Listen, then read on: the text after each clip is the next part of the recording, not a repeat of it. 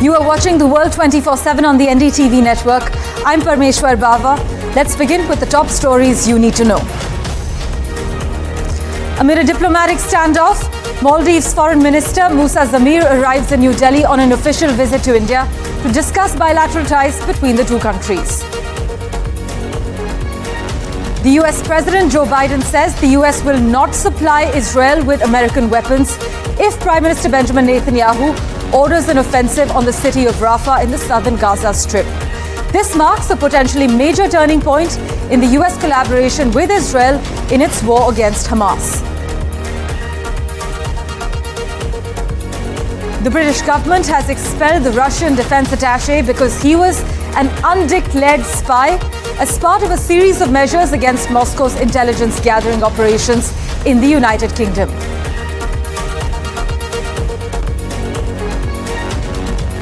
India received over $111 billion in remittances in 2022, setting a world record for getting the largest remittances ever recorded, becoming the first country to surpass the $100 billion mark, the United Nations Migration Agency has said.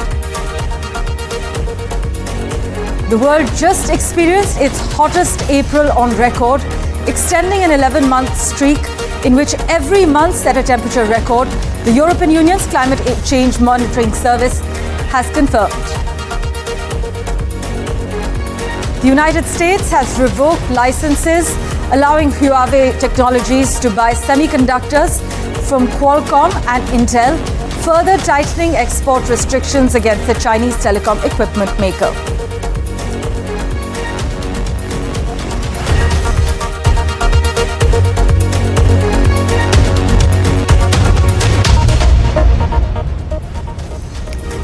Well, our big focus, Maldives Foreign Minister Moosa Zameer has arrived in India on his very first bilateral official visit. The maiden high-level visit since bilateral ties came under strain after President Mohamed Muizzu assumed office 6 months ago in the Maldives. Notably, this will be the first official visit of the foreign minister to India since assuming office. And this visit actually comes as India has said that it will replace its military personnel from Maldives before tomorrow, which is the 10th of May. Our Ministry of External Affairs has said Maldives is India's key maritime neighbor in the Indian Ocean region, and Foreign Minister Zameer's visit is expected to lend further momentum to the bilateral cooperation. In fact, the official press release says discussions were held on a wide range of issues, including development and defense cooperation. Here are the key details for you.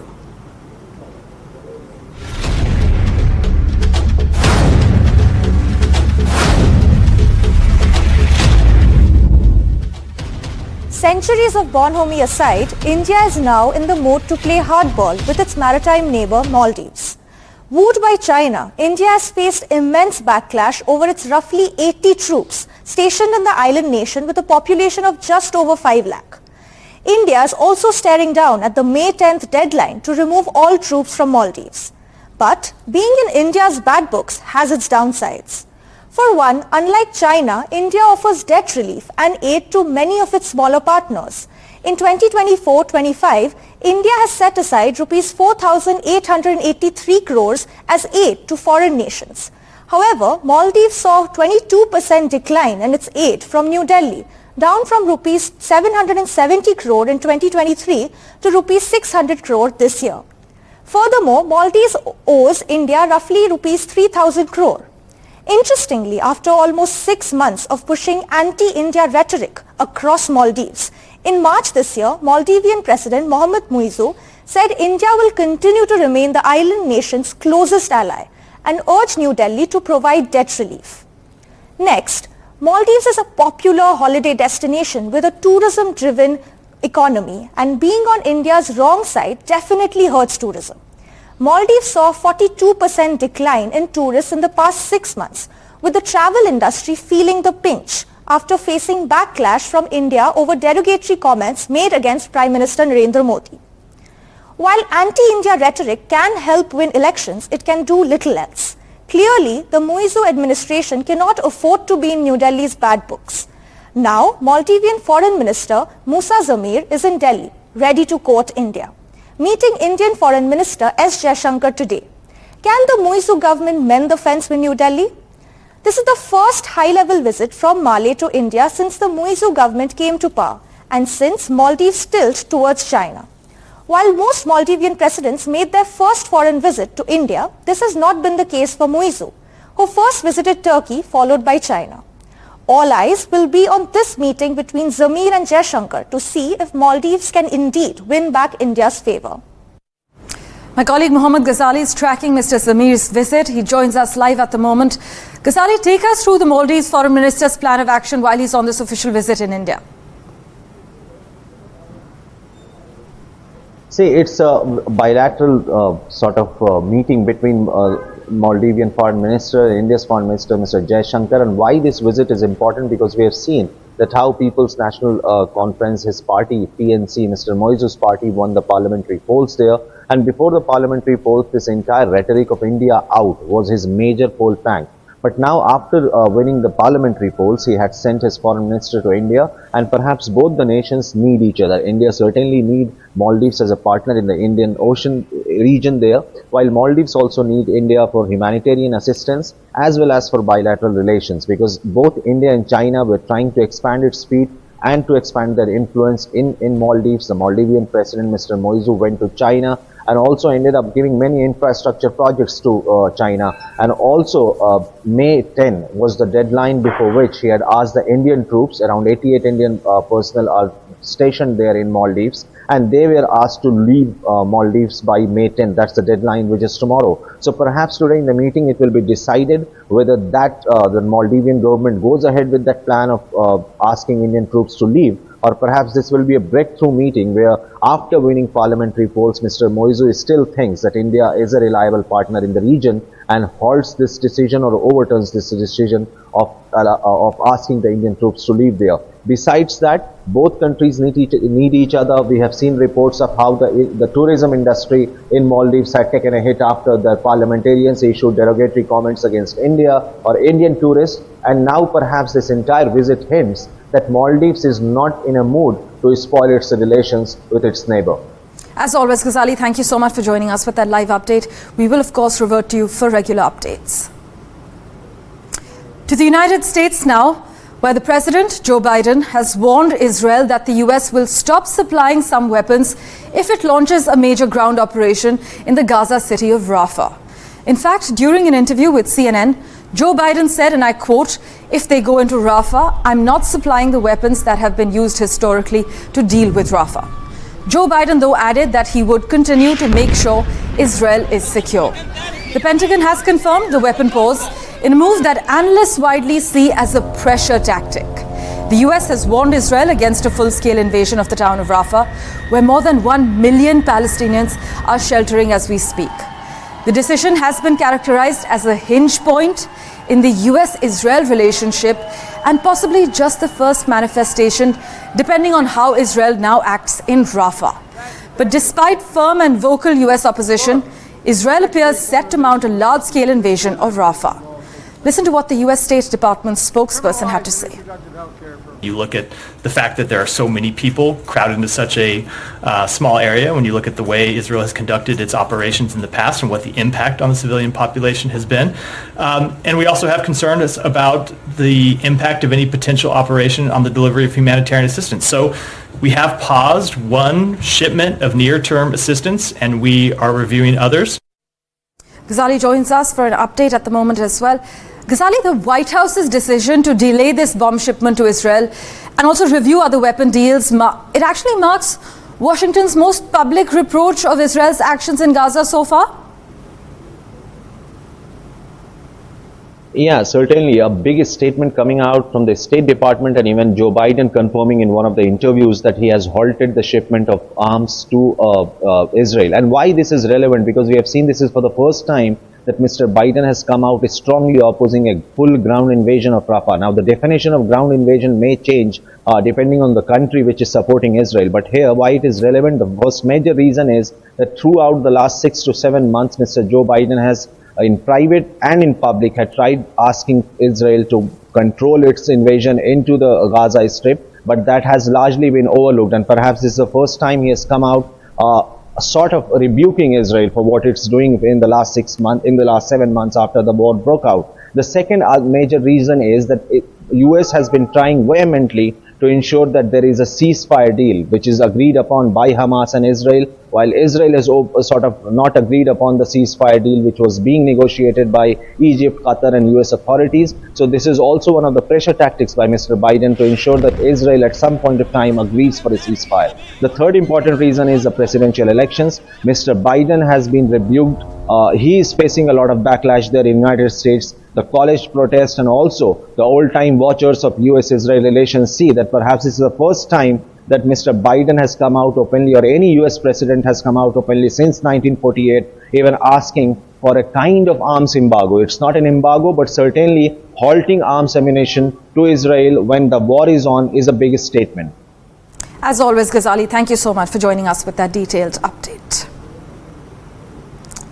Let's turn our attention now to the United Kingdom, where Home Secretary James Cleverly unveiled plans to target and dismantle Russian intelligence gathering operations in what is seen as one of the most significant steps of its kind since the end of the Cold War. Britain cracked down on Russian spies, expelling Moscow's defense attaché, Maxim Elovic, and shutting a secret base known as Putin Palace. Mr. Cleverly said the measures were actually aimed at what he called the reckless and dangerous activities of the Russian government across Europe. He also announced that a series of diplomatic premises suspected of being spy bases will lose their special legal status.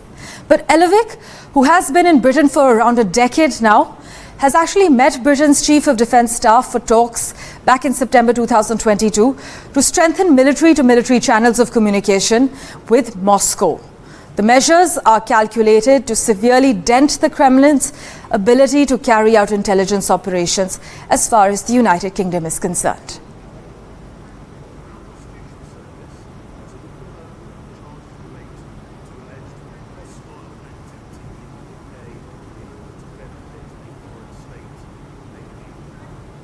Well, in other news, the United States has revoked licenses allowing Huawei Technologies to buy semiconductors from Qualcomm and Intel, further tightening export restrictions against the Chinese telecom equipment maker. Withdrawal of the licenses affects US sales of chips for use in Huawei phones and laptops. This is as per initial reports, and officials say this move is key to preventing China from developing advanced artificial intelligence.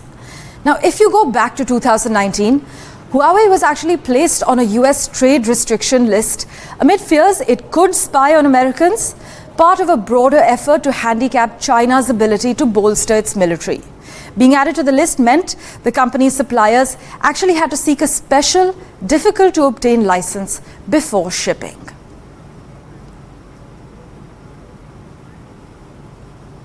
Switching tracks, India received over $111 billion in remittances in 2022, marking a significant milestone as the first country to surpass the $100 billion threshold, according to the United Nations Migration Agency, the International Organization for Migration.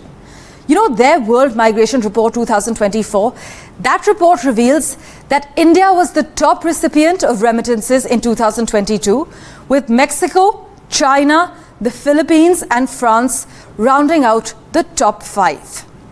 In fact, this report highlights the steady growth of remittances to India over the years. In 2010, India received $53.48 billion in remittances, which grew to $68.91 billion in 2015. That grew in 2020 as well, and ultimately it's $111.22 billion in 2022. This influx of funds is largely driven by a significant number of migrant workers from Southern Asia. In fact, this report noted that India, Pakistan and Bangladesh are among the top 10 recipients of international remittances, demonstrating the importance of labor migration as far as this region is concerned.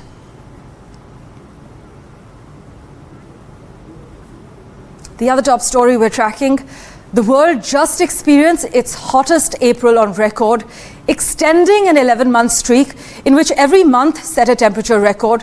This is what the European Union's Climate Change Monitoring Service has said.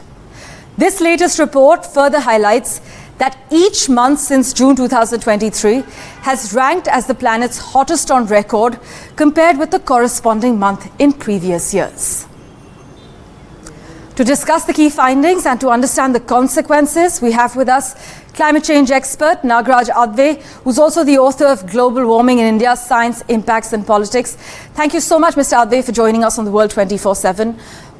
This report highlights that worldwide average temperatures were almost 0.7 degrees Celsius higher than the period from 91 to 2020.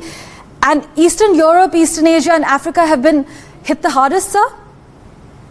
Yeah, that's right. But that baseline actually already incorporates a very high level of warming. The actual baseline should be pre-industrial. And if you look at pre-industrial, 2023 was 1.45 degrees higher. And currently in the 12 months, as you said, is about 1.6 degrees higher according to the Copernicus data. And we need to understand why this is happening. I mean, there are certain long-term global factors, and the main one is relentless global warming that's taking place because greenhouse gases trap the heat. If you look at it in an interesting way, it traps the heat equal to about 9 Hiroshima bombs, energy of 9 Hiroshima bombs every second. That's almost 1 million bombs in any single day, day after day after day. That's one. Secondly, there's the El Nino, which is the ocean current. And even in past El Ninos, say in 2016 and in 1998, it happened that the year following the El Nino, as is the case right now, was exceptionally hot. But the fact is that the current El Nino, which just ended, is not as severe as the previous two super El Ninos I mentioned, which implies that the underlying factor is relentless warming. These are two global. A third factor, which is specific to India, is more, and this is local and regional, is that we had less snow and rainfall in the preceding months, in the winter and in spring. And that what does is that contributes to a higher level of warming in the pre-monsoon and summer period. Sir, are we looking at a new normal here then? Is it going to get worse? In fact, this report also highlights that oceans have also measured record temperatures in April for the 13th month in a row.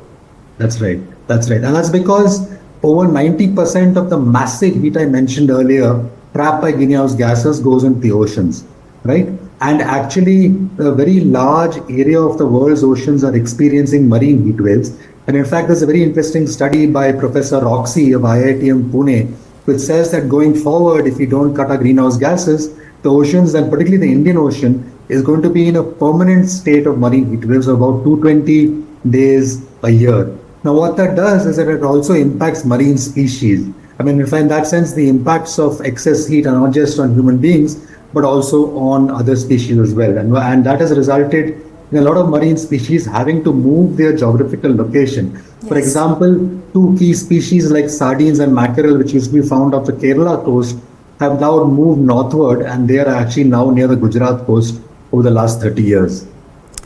In fact, sir, you've said that it's sobering that in the not too distant future, 2024 will actually be considered a relatively cool year. That's incredibly worrying to say the least. But at this point, can it be regulated? Say that again, can it be regulated? Yes. Well, the only way that it can be regulated if there's a sharp cut in greenhouse gas emissions. Because the latest science suggests, unlike say earlier 10 or 15 years ago, the latest science suggests that if we stop greenhouse gases completely, or if we reach net zero, which is a concept that's talked about so much, right, then actually warming stops increasing. That is not to say that warming will stop entirely. What it means is if we stay at the level where we are. Suppose we stop right now, then we'll stop at 1.5 or wherever we are. We are actually at about 1.2, but wherever we are right now, right? But stopping greenhouse gases is a far more complicated problem, as has become very obvious. And that the emissions of greenhouse gases are very deeply linked to, in a sense, the way in which sort of the world economy kind of functions. Clearly, it's a very deep challenge. But what that implies is that going forward is that there is going to be further warming. Also, the rate of warming in recent years has kind of risen to about roughly 0.25 degrees per decade. And what it implies is that we are going to cross this 1.5 degree mark that is mentioned in the Paris Agreement. And this has extremely grave implications, I should point out, for millions of working people in India, because the impacts of excess are extremely unequal and hurt working people the most. But you know, sir, with the kind of geopolitical tensions we're seeing around the world, war, conflict, Many actually question whether people have the time and energy to give the climate the attention it deserves.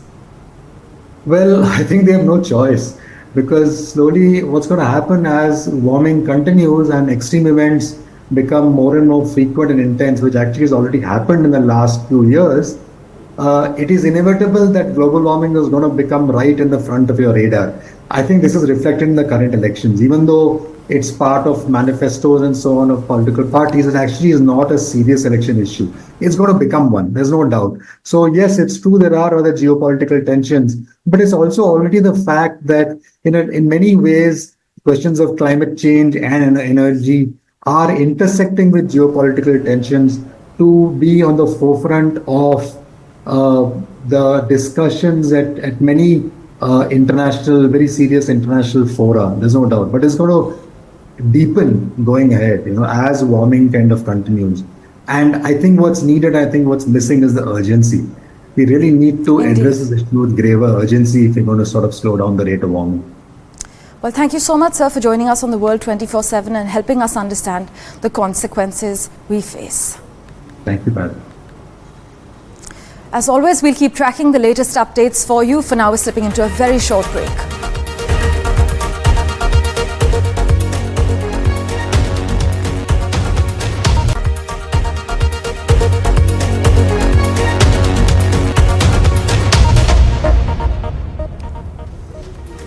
Welcome back. China and Hungary are good friends and good partners of mutual trust. This is what the Chinese president said in a written speech upon his arrival in Budapest for a state visit to Hungary. The Chinese president arrived in Hungary late on Wednesday, the final stop on his 5-day European tour, where he's expected to finalize a number of agreements with Prime Minister Viktor Orban that will deepen China's economic footprint in the region. Xi Jinping is set to spend 2 nights in Budapest, where he will meet with the Prime Minister as well as the Hungarian President, and talks will center on future Chinese investments in the Central European country, which has courted deep economic ties with Beijing, even as mainstream European leaders have pursued more protectionist policies to limit its reach as far as this continent is concerned. But in case you weren't aware, Mr. Orban actually made his country the first in the 27-member bloc to participate in Xi Jinping's signature Belt and Road Initiative.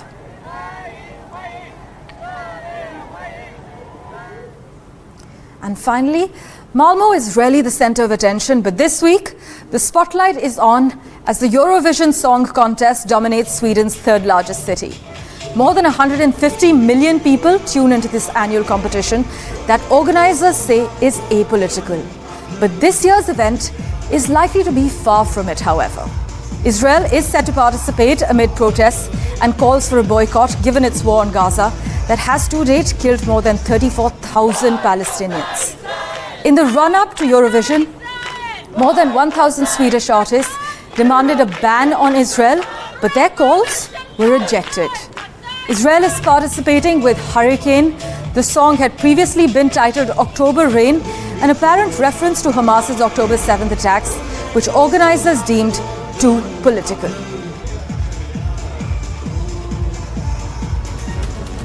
Well, thank you for investing your time and watching this edition of the World 24/7. We'll keep tracking the latest developments for you. Do stay tuned.